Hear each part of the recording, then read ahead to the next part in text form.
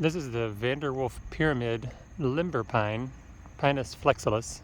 It's a cultivar of a western pine native to North America. And this particular cultivar has a pyramidal growth pattern and perhaps slightly slower growing than the wild limber pine.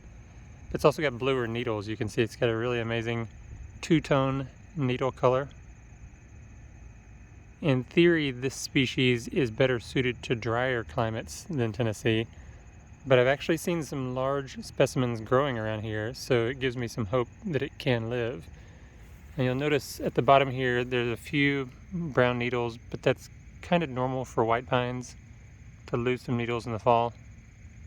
And they actually did that a little bit in the spring too. And it looks like this pine only puts out one flush of new growth a year in the spring, and I think that's probably normal for this species. And it's also got a very regular branching pattern, which we would be familiar with on the eastern white pine that we know. See how the growth only comes out at certain nodes, and in between it's just straight trunk. Now let me show you another one. Okay, here's a planting of 3 of these trees together. There's one there, one right here in the middle, and then another one to the left. 3 Vanderwolf Pyramid limber pines, and they're all doing pretty good. There's one strange occurrence. It almost looks like here in early September it's decided to put on new growth, which is probably a mistake because we're about a month or 2 away from frost. It may do fine. I don't know. If it does, this will be the only one out of the 4 I have that decided to do this, and it's really only these top buds, so I don't know what that's about. I have that problem with some other species that are not Vanderwolf pyramids, so we'll see.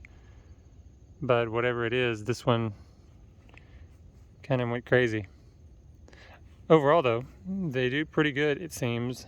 So I've only had them in the ground for a year, and you can get them at Lowe's even. I actually got one at Lowe's. The others I got from Monrovia via a local nursery, so they're not hard to find online. While we're looking at pines, let's take a look at a few more. Okay, here's a Virginia pine. This would be Pinus virginiana, one of the most common pines in the eastern U.S., especially on sites that have been disturbed. It tends to be able to grow back in the worst soil conditions that you can throw at it. That's where it will be a first colonizer. It's a pretty cool pine, very resilient, and I would plant it in Tennessee without any worries about it doing well, although it is on the slower growing side. And in the case of these that I have, they're nice potted examples. I got them online. I really had to search for them and ended up finding them on Etsy. I'm probably going to have to stake it up to make sure it grows straight because it does have an irregular growth pattern. But it's got really, really cool dark green, relatively short needles compared to some of the other pines I have. There was a little bit of tip something, don't know what it was, tip moth, maybe a boring insect or something, but it should recover fine from that because it's native to here, so I'm not really worried about survivability at all. Here's another Virginia pine, Pinus virginiana. This one you can see I've got it planted and staked to keep it growing straight.